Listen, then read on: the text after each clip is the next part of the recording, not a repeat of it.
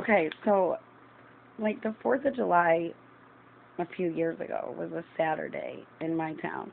And in my town, there's like this historical dive bar that typically does karaoke that everybody, it's written about in books. That they made a movie about it. It's like kind of a big deal. But to us, it's just like, it's just a spot, right? But it's literally like the America of this town because it's a melting pot. Like it's so beautiful. It's literally there's no division. I mean, you got gangsters, you got mobsters, you got church people, you got hicks, you got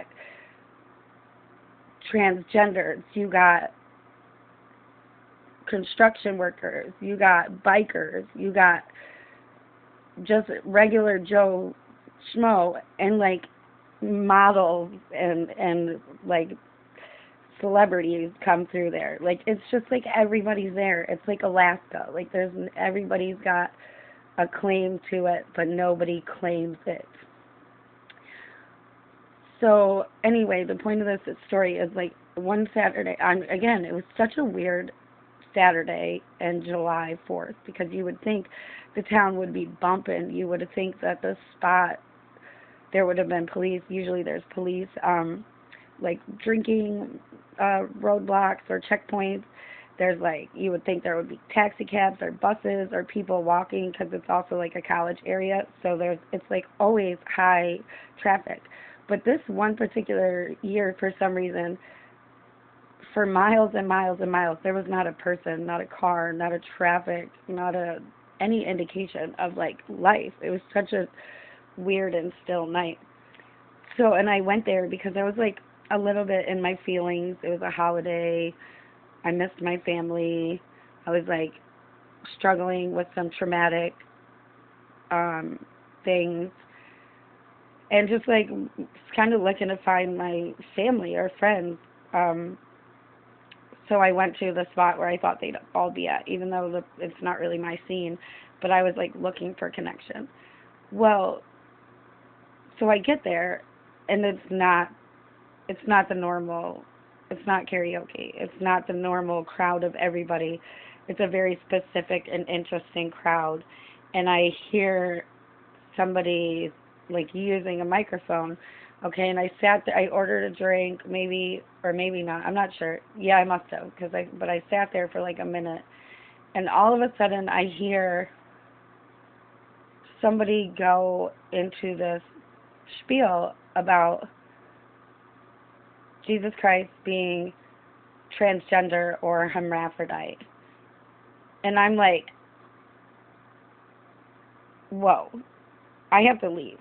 This is the weirdest thing I've ever heard. This is the weirdest crowd I've ever seen.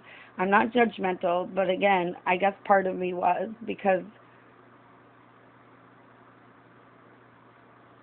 um, okay, now also don't come for me because again, this story, it was really God's glory. And again, just amazes me for the how retrospectively something can like hit you, or you might be have been struggling with something uncomfortable about society that it's like when you don't like something it's probably something that's like within yourself. So I had a very scientific like approach or belief system about gayness or androgyny, which is interesting because again, I was told like I had multiple personalities and like most of them were men and most of them were this type of man and blah blah blah. That I am, and then when even in college, like when my professor made us all take a test. Now, mind you, this is online, so there's no like pictures that go with this. There's just the questions. And so when the results came back, like calling me androgynous, I was like a little bit offended because again, I knew I'm like manly, but I'm super feminine. So it was like perplexing to me. And now like my daughter, I we have it feels like growing up too, like we became such a sexualized society. Like, we even sexualize babies, we sexualize our relationships, the music videos, the movies, everything's like weird. We're really too invested in the like marriage rights or sexual preferences and titles and gender constructs and all this thing. And so like, but too, God is just amazing. So again, so when, and this is the thing too, so when you, I'm trying to figure out how best to say this, but anyway, I got to this point because it was like progressive and slow and steady. Like, um, I was a little bit, I thought, first of all, gayness was a overstimulated pituitary birth defect, a hormonal creation that happened while in the womb, or it was a societal or traumatic molding. So, like, that you are made to believe you couldn't trust this opposite sex, or that nobody would want you because of the way you looked, or that you had to do this because you looked like that, or because, you know, just all types of whatever that got you get boxed into. And then, like, so even growing up, like, too, it's funny, we get a little hypocritical when it comes to gayness and acceptance. Like, everybody's like with their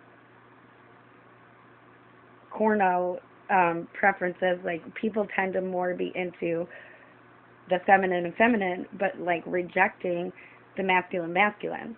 And also too, it's a little bit interesting too that straight men tend to do the masculine cornos because they get paid more money, which I just like to point out is probably honestly because it isn't easy to take a thing any which way.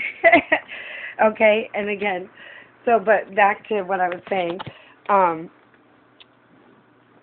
So anyway, so like then there was like a time where I had been like in prison in my body and in my sexuality and my, but then I came to God and God showed me through the Songs of Solomon and this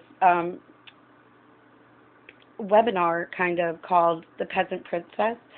And it was really beautiful, and it taught women and marriages how that sex is difficult. It's beautiful. It's meant to be expressed and expressed freely, and not be meant to be ashamed. The same way of your body, or love. Love is the point of the thing, you know, sexual expression.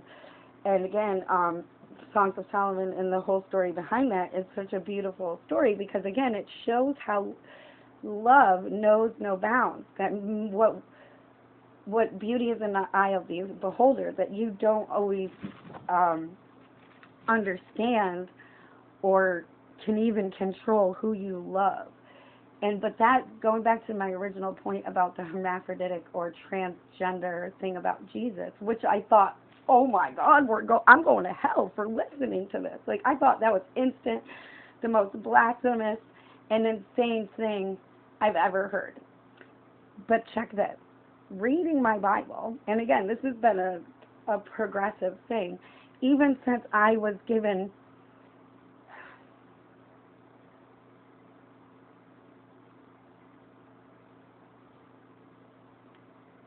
the blessing or emotional and spiritual capacity to walk between different dimensions, because there is a metaverse and then there are multi-dimensional beings and spiritual, just like there's a power grid, there's a spiritual web that's connected where like boop boop boop boop boop. I don't know if you've ever seen like the AT&T or Verizon commercials. They show these like beacons or towers, boop, boop, boop, which I made a different video about your brain and heart being a transmitter and receiver for the source collective, for God, for and so then too, and then when I was a kid too, I would go to church. Again, this is it's the same subject but a little bit off track of where I was going, but it's kind of not. So again, I used to search for someone to talk to about God with, because my mom was really spiritual and mystical.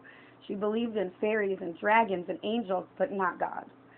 the first thing I ever did was forge a signature at like 6 years old, which, by the way, my mom had the most immaculate handwriting ever. And I didn't care about being, I don't have like the gently, sometimes, or patient, like, beauty in the way that I express myself, especially through writing or cooking, because again, just a quick little side note, I used to work in Dunkin' Donuts and I won like awards for making like donut decorating, and I like to draw now, but I resisted it growing up. And even cooking, so the point is, when I would work at Dunkin', like, I would make, they'd come in the morning and I'd be covered head to toe in like frosting, glaze, powder, this, donut, that, but it was interesting because people would say it was like the reverse Tasmanian devil. So certain things I would literally come in, whip and tidy up, and everything would be prim and proper and like it's so. And I play this game once, one of these things are not like the other, one of these things are not the same. Everything would be grouped and categorized and organized and structuralized and for efficiency and effectiveness and for both ease of use or ease of displaying or putting away.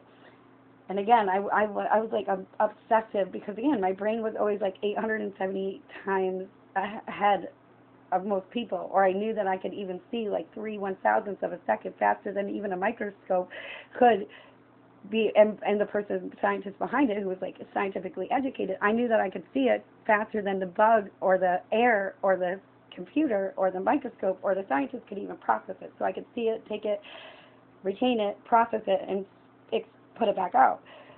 But so it would mess up my life. But again, I'm going on a different tangent. But the point of this is,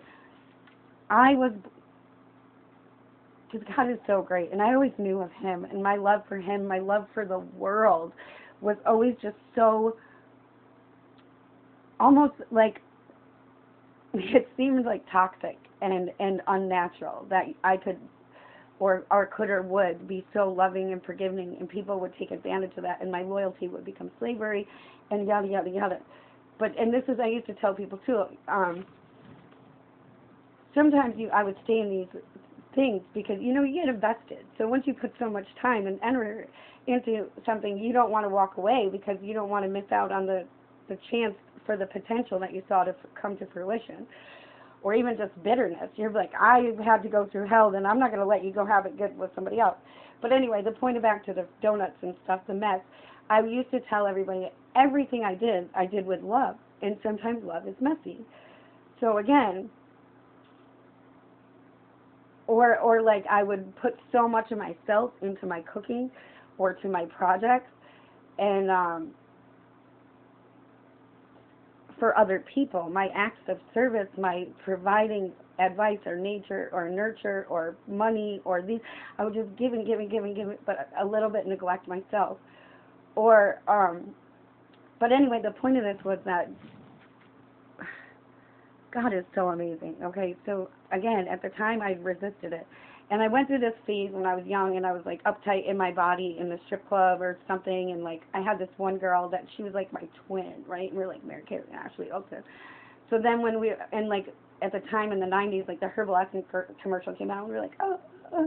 So anyway, they were doing all these things to try to like mess with the boys, and like Katy Perry's I Kissed a Girl and I Liked It. Like all these things. I like understood the beauty and the attraction to women, but I knew I was never going to be a lesbian. Or I would like watch girls on this way, but not guys in that way. And I dated a guy who was just, he would get drunk and he would kiss like boys. But again, I never thought anything of it until later. I was like, but wait a minute, why? Are you secretly like in this way or in this way? But then I learned about consciousness, and then again, this is all in the Bible. So it even says in the Bible, I have walked through life and prisons, both male and female. So I was blessed by God to be able to walk in these different dimensions, in these different timelines. I've been a child, I've been an adult, I've been black, I've been white, I've been Chinese, I've spoken Chinese, I've danced, I've died, I've been shot, stabbed, raped, robbed. Just all kinds of crazy things, but the ability to see the unity and the reasons and the rhymes behind everybody. It used to be just I could empathically see and and play out these like blockbuster movies when I met people, but then God allowed me to physically be also able to have that experience, and then to come back to the 3D as myself and in life, because again, you have to understand too that once you accept Christ to be your Savior, or to believe He died for the sin and died for the law is gone, the death is gone. All that remains is eternal life and love. The whole point of it is love, sacrifice, love, trusting. God's love was what gave us life, and His sacrifice through Jesus, which was Him, because that was another point that I had grown upon, because I was like, why are we worshiping this and this and this? And I was like going through this phase where things were just like clicking, and I'm like, Achman Ra is Moses, and he didn't free the slaves, he fled with his followers, and it wasn't the Red Sea, it was the Reed Sea, and it was like the Ark of the Covenant, and this technology, and this, and he stole this, and I was like, and I would like fight with people, and I'm like, no, Lucifer gave us free will, or this and this, and blah, blah, blah, blah, blah, blah. I would have all these like things, and they would be like, and I'm like, I died 1,000 times, and they're like, even before I knew what I knew now, I knew, because it's in your DNA, it's in your heart, it's in your spirit. God is us. We are us. He is us. We are Him. We are all of one consciousness. And even with the animals, the birds, the males, the females, the gods, the angels, the demons, I thought God and the devil were brothers. But again, just like light and dark, night and day, good and bad, right and wrong, left and right, up and down, it's the two sides of the same coin. We are Him, He is us, we are them. They are the same because of balance. You see what I'm saying? And all these other gods and folklore and fables, they're all very real. It just was used as a way in a story. First of all, this knowledge was isolated. Like there's a reason these secret societies, they were the original churches. They were the original masters, the ascended ones that got the knowledge from the Most High, from the source collective. And they didn't want to lose that power, lose that control, lose that inheritance, lose that hierarchy, or that, it's like the old pair of shoes you don't want to throw away. Once you get used to something, it's hard to break it. This division, this hatred, this separation, this is them trying to take away what the spirit is, what the sacrifice was, what the love is, what the bridge is, because they're keeping us blinded and binded in the astral and the 3D and the metaphysical and sacral planes. But they can't, because again, we now know as a whole, and we now love as a whole, and we now embrace the unity and the misguided separation and shame and guilt that they were trying to use our fear of judgment or constructs. So like, again, you can be both male and female. You can be, and again, once you're in the spirit, you are of one spirit. You're one heart, one mind. There will be no more churches. The body is the church. The body is the temple. We are of the earth, but once we die, get circumcised, that means cutting away the flesh, cutting away the constructs of these beliefs that we are right and this way is right and this way is wrong. But once we realize that we are all right and wrong, we are all love and hate, we are all God and the devil, and that it's neither good nor bad, and that sex or sexuality is not shameful, it's sacral, and again, to not get tied up in, again, illusions, because your soulmate, your spiritual divine partner will find you in every lifetime, in every timeline, in every algorithm or simulation to see and to grow and to learn. Because again, somebody, the light of the world, just said, we sometimes are get thrown something. Because again, love is flame, love is light, love is heat, it's friction, it's passion, it's power, it's divine. So but it gets thrown sometimes like a hot potato, or it comes in a form we don't understand. We're like, oh, I don't want that, or I can't take that, throw it back. So, like, when it came to, like, the gayness thing or the hermaphroditic thing or the androgynous thing, not realizing that it's not shameful, it's not bad to be attracted to a self or to a mirror or to love yourself or to be connected to, say, now they polluted it. They used this transgender thing to mock God's divine ability to be of one spirit and one consciousness and one heart and one mind and united. That one love meant one love, that it can come in all forms, guy, girl, guy, old, young, rich, poor. There's a balance and a completion, a unity. It has to be a binding of the opposites to make the egg whole. You know what I mean? To make the sacred union, to make the understanding, the completion, the wholeness, the oneness, the circle of life, the purpose and point of everything is love. And love comes in every form. But we are all of one mind, one sound, one heart, one purpose, one plan. And I guess that's all I have to say about that. To go within, and once you love yourself or accept yourself in all the crazy different ways that you will come, or God will come, or love will come, that's where the freedom and the beauty and the ascension to getting the actual real love and inheritance and wealth that heaven and the kingdom have to offer